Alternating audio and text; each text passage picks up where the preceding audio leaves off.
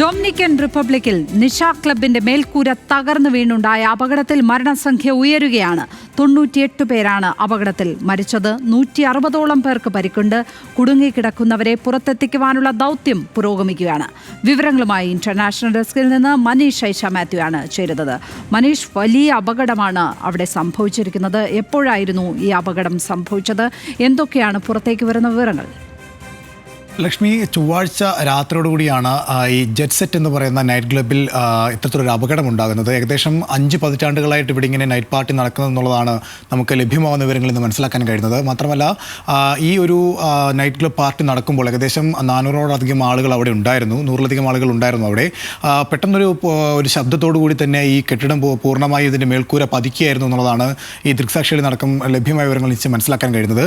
അതിനുശേഷമാണ് അവിടെ രക്ഷാപ്രവർത്തനം നടക്കുന്നത്.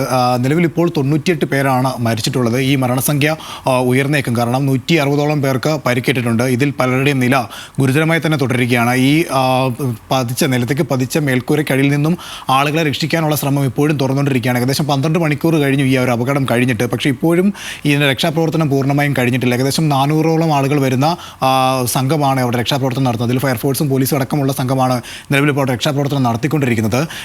ഞാൻ നേരത്തെ സൂചിപ്പിച്ചതുപോലെ തന്നെ ഏകദേശം 1970-ലാണ് ഈ ഒരു കെട്ടിടം അവിടെ സ്ഥാപിക്കപ്പെടുന്നത്. അതുകൊണ്ട് തന്നെ ഈ ഏകദേശം ഒരു 50 വർഷത്തോളം വരുന്നുണ്ട് ഈ ഒരു കെട്ടിടത്തിൻ്റെ പഴക്കം എന്ന് പറയുന്നത്. അപ്പോൾ ഈ 50 വർഷത്തിൻ്റെ പഴക്കമാണോ ഈ കെട്ടിടം തകരാൻ കാരണമായത് എന്നുള്ളതാണ് പ്രധാനമായും അന്വേഷിക്കുന്നത്. അത്തരത്തിലുള്ള വിവരങ്ങൾ ലഭ്യമാകുന്നുണ്ട്. പക്ഷേ അത് തന്നെയാണ് കാരണം എന്നുള്ള കാര്യത്തിലേക്ക് ഒരു സ്ഥിരീകരണം ഇതുവരെ വന്നിട്ടില്ല. ഈ മരിച്ചവരിൽ അവിടുത്തെ ബേസ്ബോൾ പ്രമുഖ പ്ലെയേഴ്സ് അടക്കം, ബേസ്ബോൾ കളിക്കാരടക്കമുള്ളവരുണ്ട് എന്നുള്ളതാണ് മനസ്സിലാക്കാൻ കഴിയുന്നത്.